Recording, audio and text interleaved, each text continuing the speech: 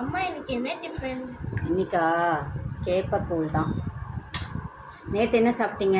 லஞ்சுக்கு பாட்லக் சாப்பிட்டீங்களே ஸ்கூலில். என்னென்ன எடுத்துகிட்டு போனீங்க சொல்லுங்கள். மஷ்ரூம் ஃப்ரை,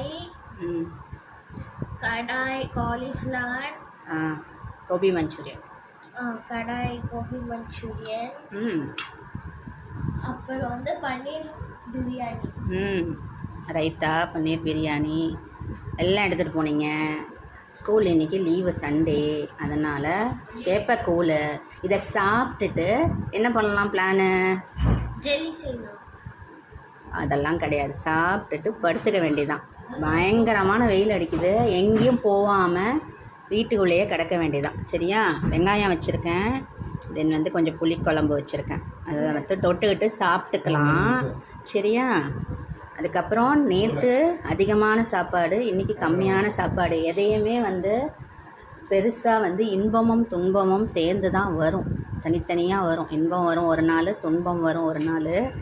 எல்லாத்தையுமே நம்ம என்ன பண்ணணும்? சரிசமமாக எடுத்துக்கணும். அதிகமாக இருக்கிற நேரத்தில் எல்லாத்தையும் என்ஜாய் பண்ணிவிட்டு, கஷ்டமாக இருக்கிற நேரத்தில் கொஞ்சமாக இருக்கேன்னு கவலையும் படக்கூடாது. சரியா? துவண்டும் போகக்கூடாது. நம்மளோட வேலையை கடமையை செவ்வனே செஞ்சிட்டே இருந்தோன்னா வாழ்க்கை நல்லா சலக்காக போயிட்டே இருக்கும். சரியாம்மா? சியர்ஸ் கொடுங்க. தேங்க்யூ, பாய்.